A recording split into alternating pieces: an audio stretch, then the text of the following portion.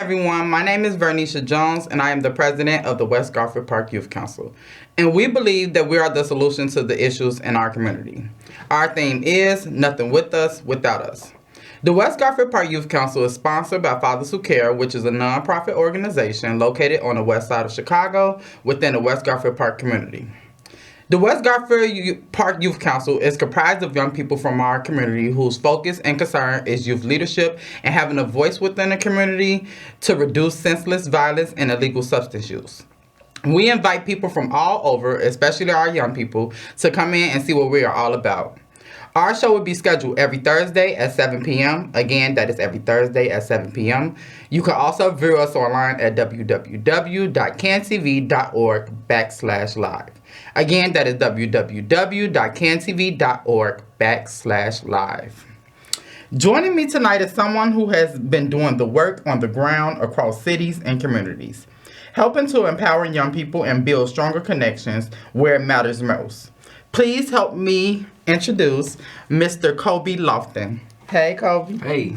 He done been here before. Y'all probably done seen him before, and some who haven't. For those who may be just not tuning in for the first time, can you briefly share who you are and what's been involving in your work since the last time they probably heard from you?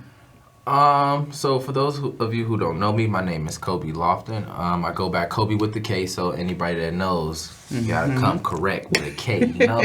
Outside of that, this is the Youth Council, so this is a perfect place to share what I do and who I am. For the last 9 years, I've been doing violence prevention. I believe violence prevention over intervention, because if we can prevent it from happening, we don't have to intervene. So I have a real focus on youth development, youth leadership, and then just community organizing and engagement, just so we can start deterring violence through a more preventative way instead of intervention.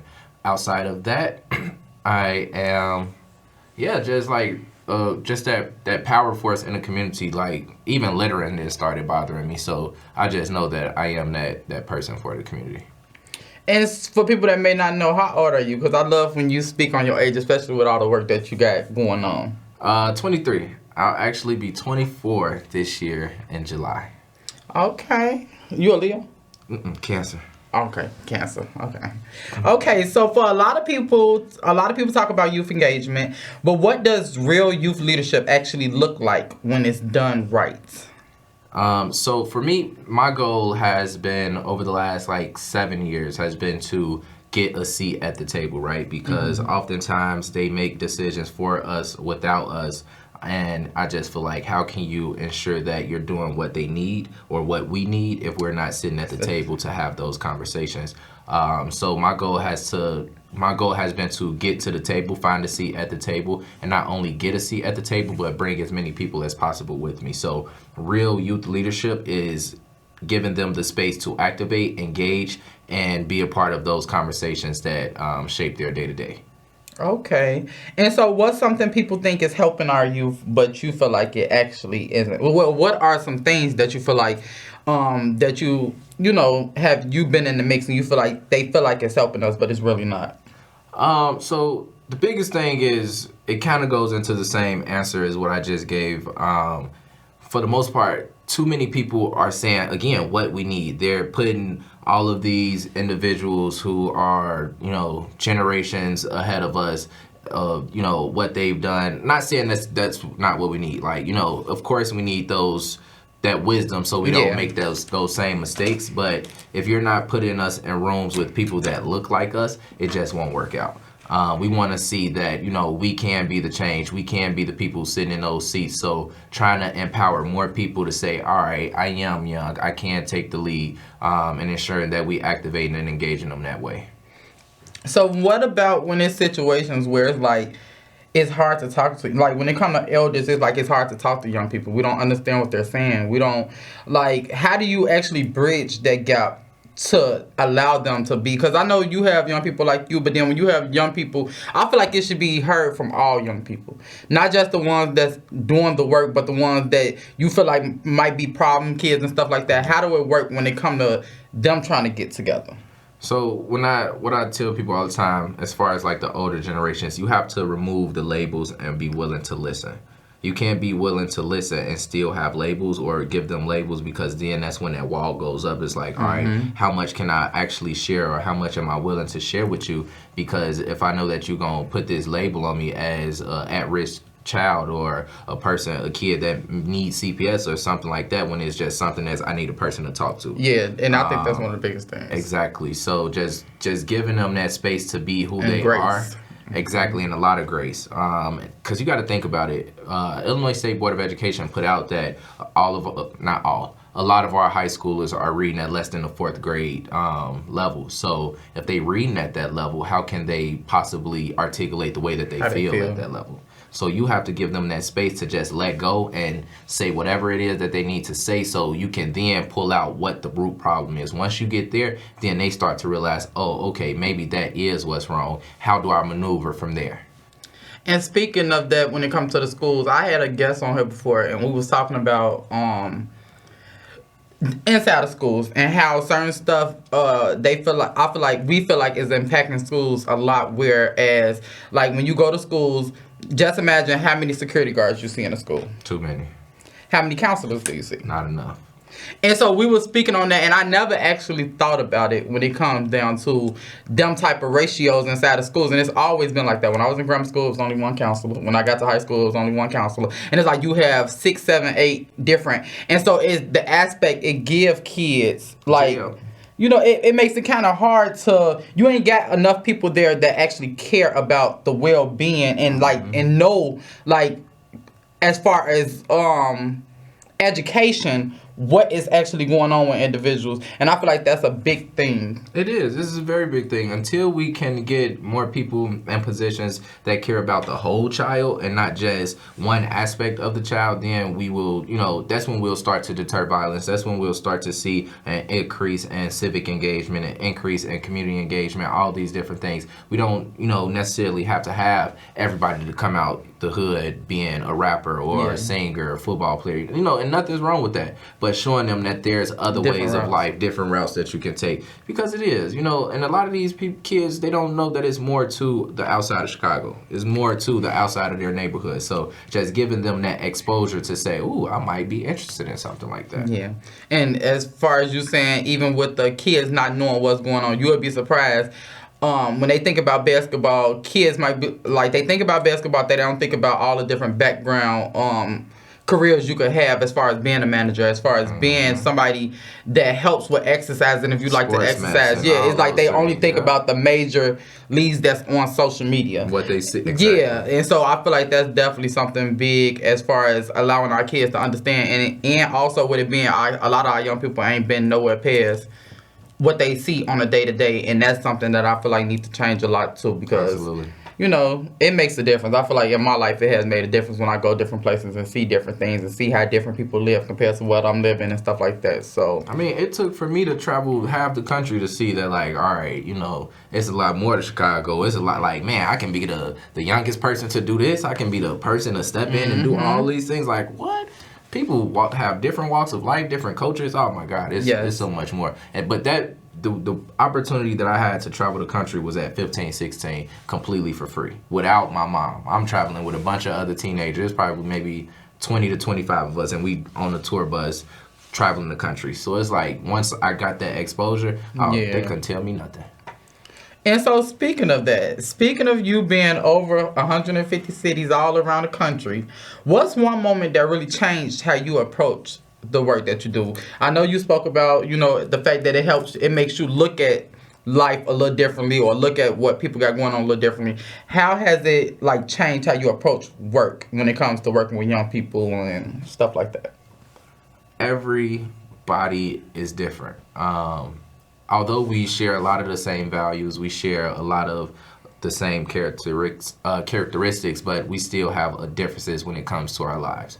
Everybody is going through things differently. However, that changes the aspect that they have on life. So, we may not agree on everything, but if we willing to agree to disagree, that's a step in the right direction. If everybody just going back and forth, disagreeing on everything, then there's no progress in the work.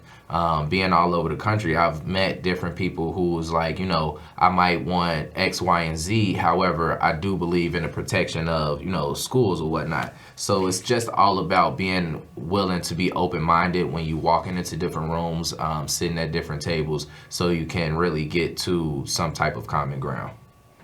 Okay, so what's the hardest part about doing the work that people don't see behind closed doors? The hardest part is, I'm gonna be completely transparent here, is when you got to deal with, I ain't gonna say deal, when you're helping so many different people, when you're managing so many different people, so many different emotions, all these different things, and then have to go home and manage a 2-year-old behavior, or trying to, I wouldn't even just say the 2-year-old, because it's not even just that, but just that family aspect, right? So knowing that outside the house you have a family, which is your work family, and you keep taking care of everybody in the community, but then that once you get home, and it's you like, gotta still have that same energy. Exactly. Yeah, you gotta still have so that how same do I energy. maintain that outside the home as well as for my family as well? That's the hardest part. I agree. Because I definitely had them days where it'd be like, I don't have kids, but even as far as my personal stuff, I had them days where it'd be like, you be out dealing with young people or be in school dealing with young people, and you probably done heard something done happened. Because I done had times where I be in schools and something be done happened to a child, where I done been in schools and they done came and picked up kids. And it's like, it'd be a lot going on. Then you have to go home, like you said, and still be fully energized to complete your day-to-day tasks. And it's like, it's a lot. Yeah, it's definitely hard a lot. And sometimes you don't even get to see your family because you get home so late. They might be asleep. You leaving out so early, But yeah. Okay, so when you say youth should have a voice, what does that look like in real decision-making spaces? I feel like we, for the most part, answered that. I agree. Yeah. Yeah, I feel like we answered that. Can you give an example where young people led something and adults had to step back? Something like, have it been an experience where you have seen it actually been put into play where, it made sense and it actually, our young people. Mm-hmm. So it's perfect actually that you asked that, because I got my Peace Warrior shirt on today. So as I mentioned, I've been doing violence prevention for the last 9 years. And where that started was at my high school. I became a Peace Warrior, and at that level, it was just at the high school level. We hadn't pretty much went national. We hadn't went too many places. But from there, it was just like, okay, what am I stepping into? Because honestly, I was just doing something because my sister was doing it, my older sister was doing it. So I'm like, okay. But then it became something more than that. It became a practice. It became something that I embodied. And at that time, I was just a freshman. So I wasn't too aware of what was going on, but trying to figure out myself in high school at the same time. But when I joined the Peace Warriors, it was like, man, it was so much leadership all up in just this one group of scholars. It was like, man, we actually are brilliant. We can take over, the city if we wanted to, and not in a bad way, but like we can really put ourselves in positions to, take on the next politicians or whatnot. And that's pretty much just what it was at the school level. We had, and it still lives, like I said, a president, vice president, secretary, and treasurer who are all scholars. And this is something that lives inside the school and outside the school, and is completely youth-led.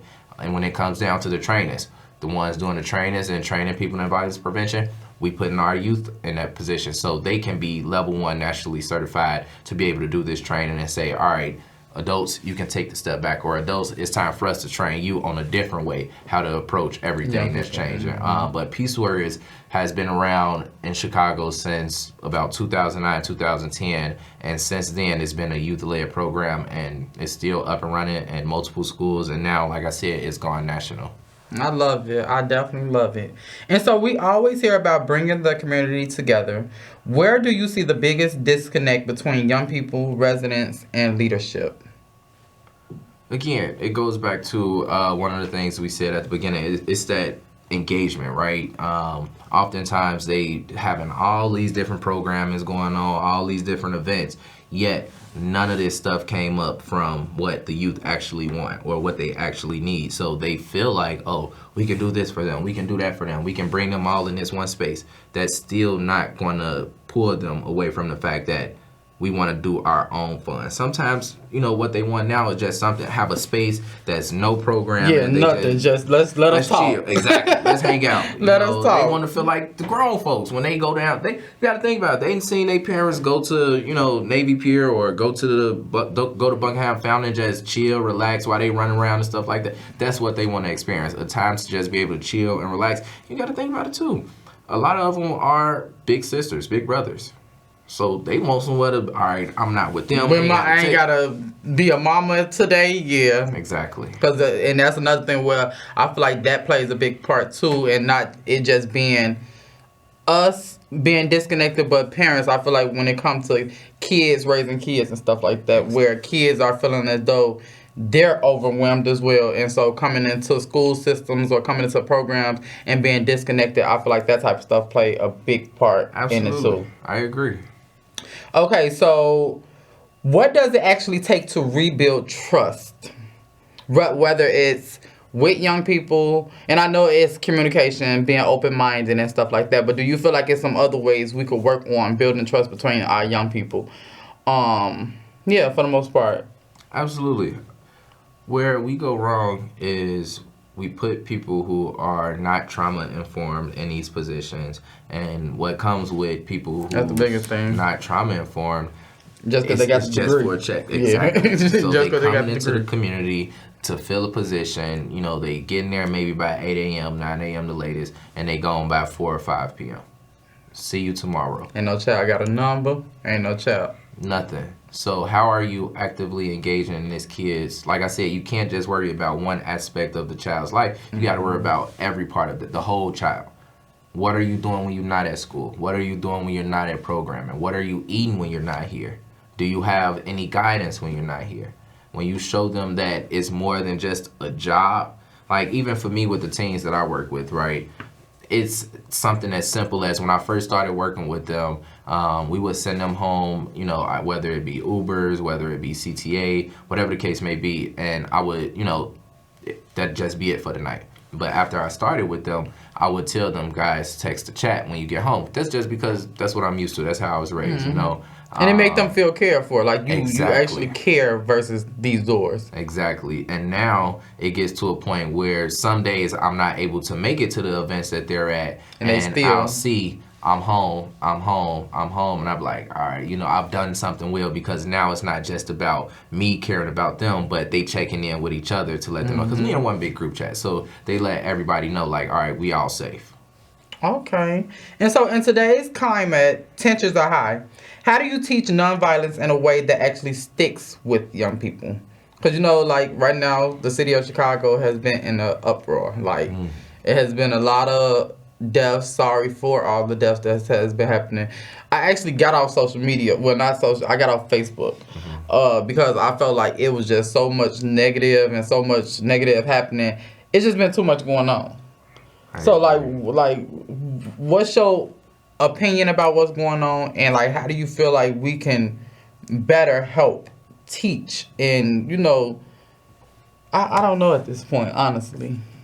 So, I've been a level 1 trainer in violence prevention, nationally certified. Again, like I said, for 9 years now. And one thing that I can say, each of the I've done many. I've probably trained over 2,000 people across. Not even just, like, if we talking across the country, it's more than 2,000, but just across the Chicagoland area. And each of those trainings have been completely different. One thing that I've discussed with the team that I work with when we do these trainings is that no matter how much we've planned and made sure everything was squared away, we've still had to, the day of, adjust what twist it a little bit. Exactly. We've made curriculum for people as young as 5 years old, even people as old as 35 years old, and even older. We've been into different, like, it wasn't a correctional facility, but it was like a youth detention center. Exactly. And even for them, we created a curriculum for them because everybody needs to know that, like, for me, right, principle number 5 of King and Nonviolence is avoid internal violence of the spirit as well as external physical violence. So if we can get that through everybody's mind that you need to regulate yourself, and until you regulate yourself, you're going to continue to, what's the new word, crash out. You're going to continue to have more and more crash outs because you're not containing it inside. You're letting it just, explode. And it's just like a can of pop. And I get this from Uncle Al Stinson. He'll tell you, like, you got to treat yourself like a bottle of water, right, and not like a can of pop, because a can of pop, once they shake you up and you do all this, then as soon as you open up, you explode. But if you treat yourself like a bottle of water and be able to regulate your inner emotions, you can shake that bottle up, sit it back down, and it'd be completely fine. And that's the mindset that you have to put yourselves in. And that comes with different trainings. That comes with different practices. Even with restorative, that's just what you got to do. And so when it comes to nonviolence, what's one common misconception you wish people understood better? What I led with at the beginning, violence prevention over intervention. Don't get me wrong, I'm not trying to knock anybody's jobs or take away any funding, but what I do believe, if we can manage what our funding looks like for violence prevention and kind of take a little bit away from that violence intervention, I feel like we can see a huge change. And like honestly, because once you got to think about it, when you think about intervention, right? That means something then occurred. That means something has brewed up. That means something has it already transpired. When you think about violence prevention, one thing that we do is we do peace circles. So we bring the two individuals to sit down and be like, okay, this is what we need to do. This is what we need to talk about. This is the problem at hand. How can we come to some type of reconciliation to repair the relationship or repair any harm done? From there, it's just like, okay, we did peace circles. Now it's like, are you good? Are we good? Do we need to continue this conversation at a later time? Has the tension going down? All these different things that plays a part into how we prevent whatever action is about to take place. Even just being a person to know these different principles, right? Or to be that person to be able to know the different practices of violence prevention. You can, like, for me, it sometimes it irks my soul because I just be thinking after the fact, like, why would you put yourself in that position? Like, I can see something on the street and be like, with the skills that I have, like, all right, let me deter this somewhere. Like, let me jump in because I can see that this is going to turn into something different. Just knowing that practice, right? So if we can train people, have it stick, and then let them know, like, don't be afraid to use it. Again, going back to the principles, nonviolence is the way of life for courageous people. You have to have the courage to jump into something that's none of your business. Okay. And so if someone watching right now wants to make a difference in their community, what is the first step that they should take? Don't be afraid to step out. Before I got into the community, I didn't know that's where my community was. I knew that I always liked talking to people. I knew that I always liked helping people, all the things, right? However, I just didn't know that I can be the best person that I can be while I'm out there helping other people and still getting work done, right? So don't be afraid to get out there. Don't be afraid to step up, and don't be afraid to make a change. And so if it's also any young people out there that want to be a part of any type of youth-led programs or anything, do you have anything in mind? I don't like to boost nobody. No, I'm just kidding. But so right now I actually just left a town hall, maybe it was ward night actually, and they were saying that they're trying to employ maybe about 29,000 youth ages like 14 to 24. And they only hired about 18,000 youth. So go to Chicago Youth Works and find you a job, whether it be in a field that you like or whatever the case may be. But I actually went on there myself because I'm still technically the youth. Yeah, 24, I think the last. Yeah, I still got a good year. That used to be the best. But yeah, so get out there, get on Chicago Youth Works and see what it is that you like so you can get some money in your pocket.